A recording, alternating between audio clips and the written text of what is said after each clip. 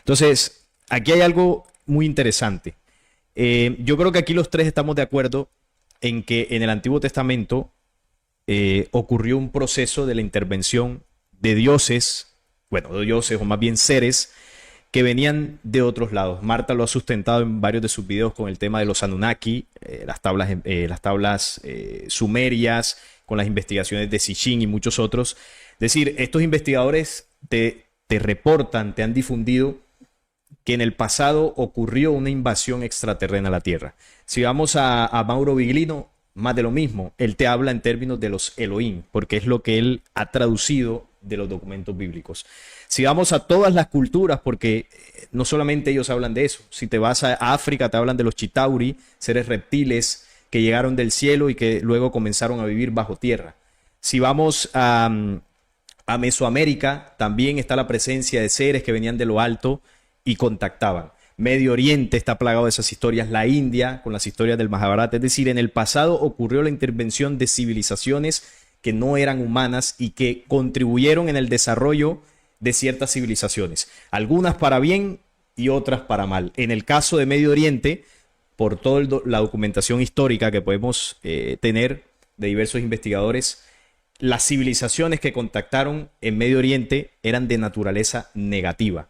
Dentro de estas culturas se habla que estos dioses promovían las guerras, los sacrificios, los templos, la adoración, la manipulación genética tanto de especies como seres humanos. Es decir, unos seres que se comporten de esa forma, al menos la intuición te lleva a decir, oye, yo creo que muy positivos no eran. Habían unas agendas y unas intenciones bastante oscuras. Entonces, yo quisiera preguntarles, para saber su visión en este punto, el ser del que se habla en el Antiguo Testamento, bueno, Biglino habla de Elohim, que eran varios, los seres que contactaron directamente al pueblo hebreo, porque al final el Tanakh es la historia y las leyes y las culturas de ellos. ¿Estos seres eran negativos o positivos? ¿Qué pueden concluir ustedes dentro de todo lo que han investigado? Es decir, la influencia de estos seres en ese tiempo que contactaron al pueblo hebreo, ¿eran seres oscuros, negativos o había algo de luz allí? ¿Qué me puedes decir tú, Simón, dentro de todo lo que has investigado? Bueno, estás colocando un contexto positivo o negativo. Te respondo con ese contexto. Si fuera completamente lumínica la situación, no se hubiera generado quizás un cambio de plan a mitad de camino, o que de repente la humanidad hubiera continuado a esa era de luz y vida, o como le quieran llamar según la postura. Por lo tanto, estos seres dieron una ley que sometía a la gente. Y en vez de hablar de esas otras realidades, los mantuvo en un círculo sin fin, sin salida, donde siempre era el tema de ustedes son gusanos, ustedes no son nada, ustedes vienen del polvo. Es decir, no había una realidad más allá de el tema de la servidumbre y el servicio a estos seres, comenzando por ahí. Entonces, claro, ¿este es el Dios verdadero? No, es Yahvé, era el pretendido Dios, obviamente, quitando la salvedad de que hablamos del tema de Dios, etcétera, para que el público entienda. Este Elohim que quería representar a este pueblo de Jacob, del cual ahí se gesta la historia de las guerras junto a otros dioses, etcétera, ¿no? Entonces, de alguna forma u otra, para mí, de mi investigación, no tiene que ver, digamos, con cosas buenas. Aunque ahí en el Viejo Testamento, y es lo que hice mención hace minutos atrás, tiene cosas interesantes, como por ejemplo el tema del amor al prójimo y el amor a Dios, aunque el amor al prójimo era el clan, era nada más a tu tribu, porque a Sí, la otra tribu la ibas a apedrear y tal con bendición de Yahvé. interesante ese Entonces, punto, sí. ¿cómo es posible de que unos textos de, por ejemplo, el sábado hiciste leña, Yahvé viene y te manda a apedrear porque incumpliste el sábado? Entonces, ¿cómo es posible esa distinción ahora con Jesús si estamos hablando del mismo Dios? Porque yo veo tres indirectas del cambio, digamos, de planes. La primera indirecta es cuando Jesús le dice, ¿qué hombre hay de vosotros que si su hijo le da pan, le dará una piedra como serpiente? O mejor dicho, si le pide un pez, le dará una serpiente. Esa es respuesta a Números 21:6, que cuando el pueblo estaban caminando, le pedían a Yahvé, danos pan, le lanzó serpiente, y mucho pueblo murió, dice el texto textualmente. Entonces, primera indirecta, es decir, no se suponía que Jesús estaba de acuerdo con la filosofía de ese padre Yahvé, no. Segundo punto, estaba Juan y Jacobo, según el texto de Lucas 9:54, cuando le pide, manda a los samaritanos fuego que caiga del cielo como hizo el profeta Elías. Y Jesús le dice, ustedes no saben qué espíritu sois. Entonces, como que, vaya, yo pensaba que estaba de acuerdo con esta filosofía que decía nuestro libro. Y tercer punto, el famoso texto que lo usa mucho la Gnosis, o en este caso la usa mucho tú en el canal, Salim, en el tema de Juan 8, donde hay varios elementos importantes de distinción. En ese texto de Juan 8, todo el texto habla, ustedes, fariseos, no conocen a mi Padre. Segundo punto, ustedes dicen adorar a mi Padre, pero no le conocen. Tercer punto, ustedes, fariseos, adoran a vuestro padre, el diablo.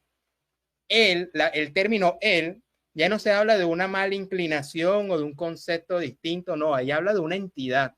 ¿Por qué? Porque he sido mentiroso y homicida al principio de los tiempos. Homicida y mentira lo ejerce alguien con voluntad, una entidad, presumiblemente son estos Elohim, que esto es un insulto para los israelitas y para los cristianos. Ya aquí esta gente me va aquí a atacar. Y como cuarto punto es el tema de Juan 3, que habla de, básicamente, mi Padre es espíritu.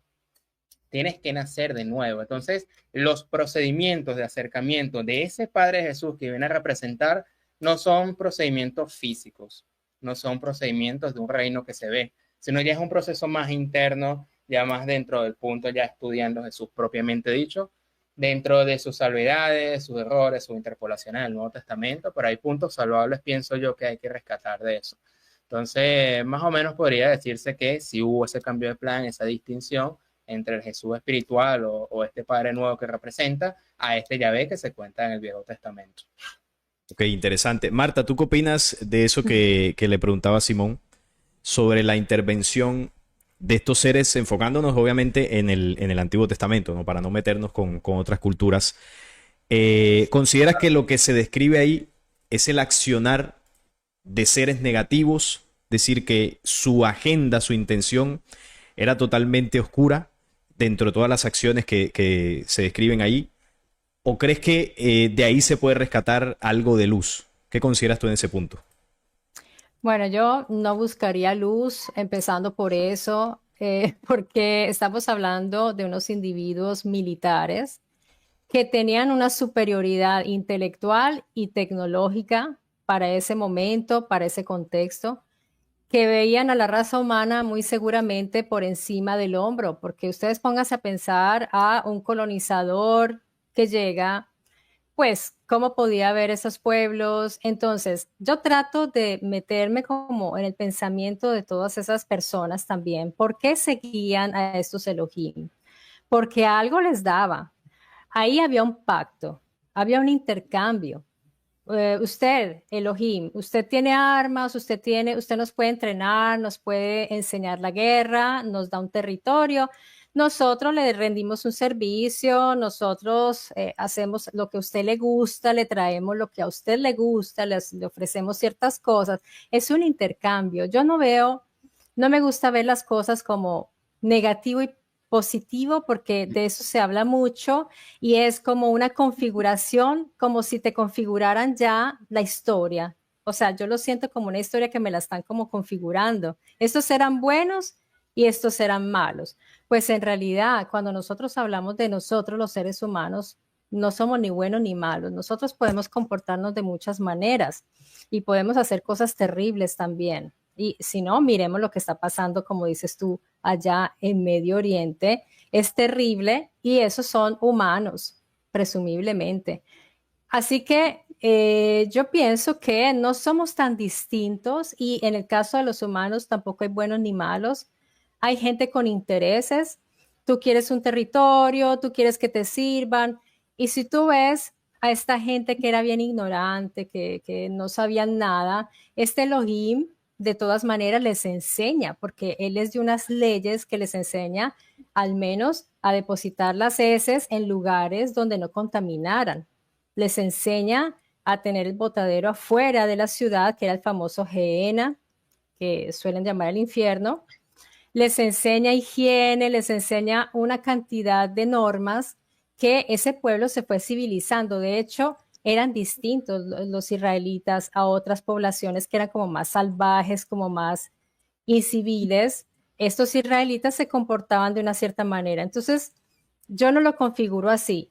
Yo no creo que allí haya oscuridad o luz. Yo pienso que ahí simplemente había individuos de carne y hueso con sentimientos, con celos, con envidias, con también pasiones y quizás también amor, porque es que yo no creo que estos seres sean simplemente oscuros, negativos o malos. Yo pienso que no es así. Yo tengo esa idea, puede ser que me equivoque, pero es como lo que me he ido formando yo después de leer esta historia. Claro, interesante. Sí, y por eso hago la pregunta para que las personas escuchen las distintas visiones. Yo, por supuesto, y bueno, y los que han visto mi canal, yo soy un poco más categórico en ciertos puntos por la visión que tengo. Eh, yo considero que en el universo hay verdades absolutas, es decir, hay cosas que si bien se pueden intentar interpretar desde la dualidad, para mí, al menos para mí, no la tienen. Es decir, si a mí me preguntas por Yahvé, por los Elohim, para mí, para mí pertenecen a una raza completamente oscura. Es decir, a lo que me refiero con esto es que cuando se habla de la dualidad, de la luz o del bien que ellos mostraban en algunas ocasiones, como Marta muy bien lo explicaba, para mí eso es una estrategia que hace parte del mismo proceso de control. Es decir, si yo quiero, para poner un ejemplo, ¿no? Si yo quiero manipular a una población y quiero que me hagan caso, quiero mantenerlos sujetos a mi mandato, yo no puedo llegar y arrasarlos, manipularlos, golpearlos así de entrada, porque al final no me van a obedecer, me van a tener temor y quizás preferirán huir antes que quedarse conmigo. Entonces sí, yo tengo que demostrar planes de manipulación, pero a su vez tengo que mostrarles mano blanda para que ellos digan, bueno, este si me porto bien me bendice, pero si me porto mal ya sé que me castiga. Pienso que esa dualidad ellos la mostraban intencionalmente para que el pueblo aceptara el mandato de estos dioses. Por lo menos yo lo veo de esa forma, porque aquí entra el tema polémico, ¿no? Que estamos hablando de la cábala. Para mí, al menos para mí, una sabiduría que procede del mismo Yahvé no tiene mucho sentido que sea espiritual, porque es el mismo Dios de los ejércitos. Es decir, para mí Yahvé nunca enseñó nada espiritual, porque al final es un conocimiento que procede de la misma fuente. Las 613 leyes, los 10 mandamientos, que incluso ellos tomaron de otras culturas como la egipcia, la mesopotámica, para configurar muchas de sus estructuras de leyes y mandatos. Entonces, ahí se entiende que los Elohim que enseñaron esas leyes en Mesopotamia fueron los mismos que luego contactaron a los hebreos. Por eso hay varias cosas similares en estas culturas. Bueno, además que Yahvé elige a Abraham en Ur de Caldea. Abraham era de allí, de Mesopotamia. Solo que hacía parte de los pueblos semíticos y Yahvé llega ahí, contacta, le enseña el hebreo y a partir de ahí comienza una historia. Entonces, en este tema de verdades absolutas o verdades relativas, a mí me parece muy interesante porque, claro, es un tema que se puede debatir, que se puede analizar. Y yo quiero dentro de eso también hacerles una pregunta, ¿no? Dentro de esta dualidad y sobre todo en el mundo caótico en el que estamos viviendo, que yo sé que esto se debate en muchos medios. Por ejemplo, el tema, ustedes saben que hay un tema muy polémico que es el de la diversidad de género.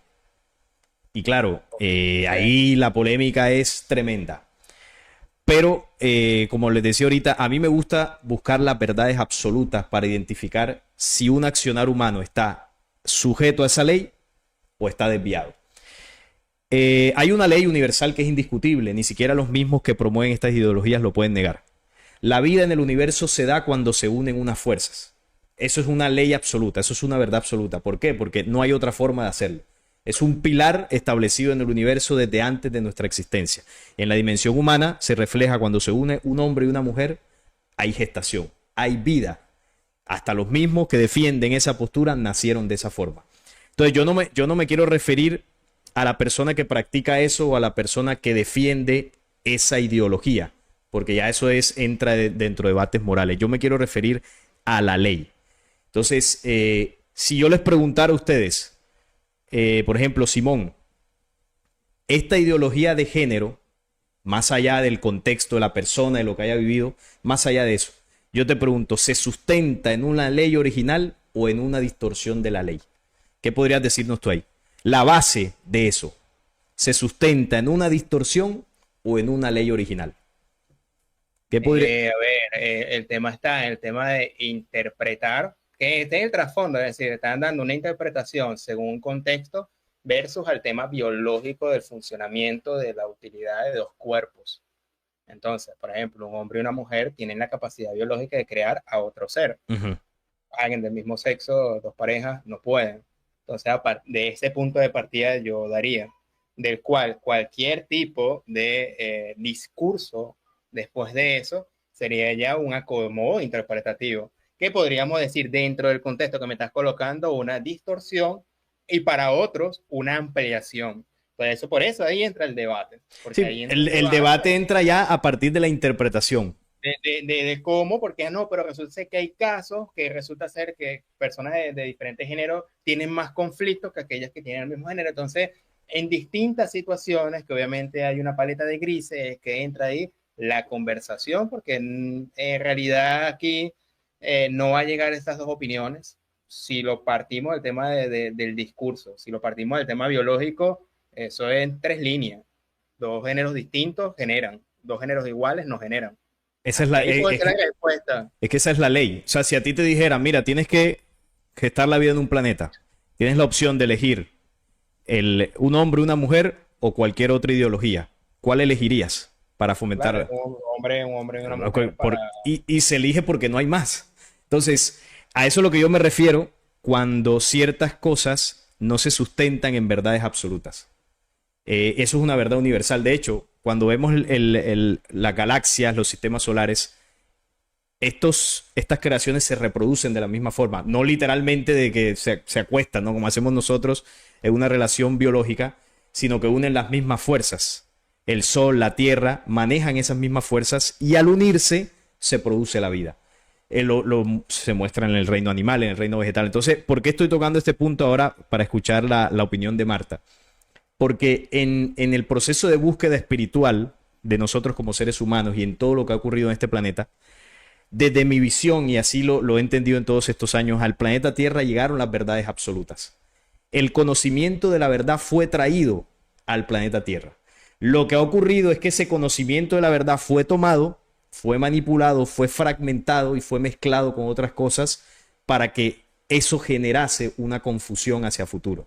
Entonces, hoy en día, por eso tenemos todos estos debates, porque no sabemos realmente dónde ubicar cada cosa. Y a la gente le ocurre, a las personas que están en la búsqueda, que era el ejemplo que pone ahorita, ¿no? Lo que estamos hablando de Yahvé. Oye, Yahvé es un falso Dios, pero llega a la cábala y me dice, no, espérate, que hay una interpretación espiritual. ¿Y ahora qué hago? ¿Cómo lo veo? ¿Será que sí? ¿Será que no? Y eso sucede por el vacío de ciertos pilares de conocimientos que estén sujetos a verdades absolutas. Y ahí es donde entra la figura de Jesús, que hace parte ya de la parte final que Marta quería tocarlo. Pero antes te pregunto, Marta, ¿qué opinas de lo que le preguntabas a Simón del tema de la ley acerca de la expansión de la vida? ¿Cómo ves tú eso? Más allá de debates morales, no estamos hablando del principio como tal, porque ya si entramos a debates morales, claro, ahí sí ya puede haber cualquier justificación. Bueno, yo hubiera querido, antes de responderte esto, tendría que echar un poquito para atrás porque te quería dar un apunte acerca de lo que tú estabas diciendo, pero bueno, ya llegamos a este No, punto. dale, si quieres puedes Entonces, hacerlo, no, no hay problema. no, porque de pronto es como No, no hay volver problema. atrás No, no y hay es problema. fastidioso, No, ¿no? no, no, ¿Seguro? adelante. No, adelante. Dale. Solo un apunte, Ok, no hay solo un problema. apunte, porque tú estabas hablando esto interesante acerca de lo de los Elohim y todo, de esa violencia, de esa parte negativa que tú dices. Pero yo quería dar un apunte solo, porque es que nosotros todo lo vemos desde nuestro punto de vista antropológico. O sea, nosotros somos antropocéntricos y todo lo vemos desde nuestro punto de vista. Entonces, yo lo que quiero transmitir es que no sabemos qué principios y qué mentalidad y qué, sí, como qué sistema tienen estos personajes que venían acá para haberse comportado así, cómo nos ven ellos a nosotros y cómo nos comportamos nosotros mismos cuando vamos a otros lugares y con los animales y con otros seres más, digamos, que percibimos como inferiores, porque nosotros tratamos a ciertas especies como inferiores. Eso es una cosa, o sea, yo quiero como que veamos ese asunto como con una mentalidad más abierta a estos personajes, por qué se comportaban así. A mí me encantaría comprender eso. Bueno, y otra cosa es lo que tú Te puedo hablas hacer de... un Sí, paréntesis también ahí. sí, sí, Bueno, sí, tú claro. preguntas por qué se comportaban de esa forma. Bueno, esa respuesta está. Lo que pasa es que está en muchos otros documentos que precisamente hablan del origen de estas razas. Y ahí, bueno, habría que hilar muy atrás. Pero estas razas que llegaron a la Tierra son los descendientes de un caos que hubo en el universo. Esas razas están en un proceso de desviación, de distorsionar las leyes originales desde hace muchísimo tiempo. Y hay registro de todo esto. Ahora, tú comparas el comportamiento de ellos, quizás también con el comportamiento nuestro cuando interactuamos. Y es evidente que nosotros tenemos un problema donde algunas veces somos buenos, algunas veces somos malos. Y parecería que esa dualidad que existe en nosotros también la podría haber en ellos, pero hay un matiz aquí importante. Nosotros tenemos esa porción de la maldad porque primero fuimos manipulados por esos mismos que llegaron acá y segundo, ellos nos enseñaron a hacer eso. Y de esto hay registro en muchos documentos. Por ejemplo, si hablamos de la guerra, ellos nos enseñaron a nosotros, los seres humanos, a enfrentarnos. Entonces, basado en eso, se entiende que la naturaleza humana, la naturaleza primordial del ser humano, no es la violencia, no es el enfrentamiento. Eso es el resultado de la influencia de los Elohim. Entonces, claro, si hoy en día existen los conflictos, existe el tema de que la mujer se aplique de grados para acabar con una vida y que ya sea deseada o no deseada, eso es otra polémica, pero esa práctica la enseñaron ellos. El tema de lo que decía Simón, sí, amar al prójimo, pero amar al de mi tribu, elegir pueblo. ¿Quién enseñó eso? En este caso lo enseñó Yahvé. A los elegidos, la tribu, los demás no me importan, y ya sabemos lo que piensan ellos de los que no son, los que no pertenecen a esa tribu, según sus mismos textos. Nos ven como animales, una raza inferior. Entonces, todo ese comportamiento negativo no hace parte de la naturaleza humana, hace parte del proceso manipulador. Ahora, esto que yo estoy expresando no es una idea mía, hay registros de esto. Entonces, ahí el punto es tener todos esos registros, compararlo con el accionar de los Elohim, con el accionar humano y se entiende. Ahorita tú hacías referencia a lo de Gaza. Si tú lees el Antiguo Testamento o si leemos el Antiguo Testamento, lo que ellos están haciendo allá es lo mismo que hacían hace miles de años, cuando se enfrentaban al Eteo, al Ebeo, al Jebuseo, exactamente lo mismo. ¿Quién les enseñó a hacer eso? Su Dios. Era el que los mandaba, vas a ir ahí, vas a sacar de su tierra al Ebeo, al Jebuseo, al Eteo, al Arameo, al uno, al otro, y los vas a destruir, no vas a dejar con vida a ninguno ni a los niños de pecho. Entonces es un comportamiento derivado de mandatos de estos seres que manipularon a la humanidad. Ahora el punto está, cuando el ser humano se da cuenta que esto es así y lo sigue haciendo, ahí sí hay una maldad con una intención, bueno, de seguir destruyéndose. Pero el origen, la maldad de eso no es natural en el ser humano. Eso fue aprendido, fue heredado y fue casi que impuesto, por así decirlo. Ese era el paréntesis que quería acotar ahí y no sé si de pronto quieres acotar algo más o pasar a la parte de la pregunta que le hacía a No, Simón. yo dejo así que, bueno, esa es tu idea, digamos, es la idea que tú das. Aquí podríamos estar horas a discutir, entonces Que eso es lo mejor interesante, pasamos sí. aquí. Este es un gran Claro, ejemplo de claro, partiendo de distintas formas, estamos claro. explicando algo. Y sería otro video, porque es que Claro, son discusiones interesantes. sí. Tú hablas de una ley, ¿no? Como una verdad absoluta en cuanto a lo que es la reproducción, me parece entender, de los opuestos. Y esto es algo que yo medito mucho porque precisamente hoy en día estamos viendo estas ideologías actualmente que están prácticamente destruyendo la familia, están haciendo mucho daño y yo misma hice en mi canal una crítica de eso. Pero respecto a hablar de una ley universal o una ley, yo no la conozco, no sé si existe, yo me lo pregunto si está o no y hay que ir a mirar porque si hablamos de la biología, la misma biología a veces nos da sorpresas porque ahí también está el hermafroditismo o hay animalitos que se autorreproducen. O sea, en la biología hay mucha variedad, pero si vamos a hablar ya dentro del aspecto o digamos, sí, el aspecto humano ya antropológico, yo sí pienso que es muy necesario que esté la pareja, el masculino y femenino dentro de nuestra psicología es muy importante. Y yo no estoy de acuerdo con las adopciones, por ejemplo, de parejas, como bien lo decía un youtuber el otro día, no son parejas, son pares. Cuando es hombre, hombre, mujer, mujer, porque el niño cuando crece necesita una referencia masculina y femenina, porque la psicología del hombre y la de la mujer son muy distintas. Entonces, psicológicamente nosotros sí necesitamos de tener esos referentes en nuestro hogar, en nuestra casa. Creo que era eso más o menos de lo que tú estabas hablando. Sí, sí, y me encantan las respuestas que han tenido porque ahí se muestra que podemos identificar dónde está la verdad detrás de toda esa polémica de la ideología de género. O sea, nosotros podemos identificar que hay un principio que es bueno que se respete, que es bueno que se mantenga, no por el debate moral, sino incluso por la misma expansión de la vida humana. Como tú lo decías ahora, Marta, es necesario que ese principio de la familia se conserve, porque es lo que nos tiene hoy aquí en día.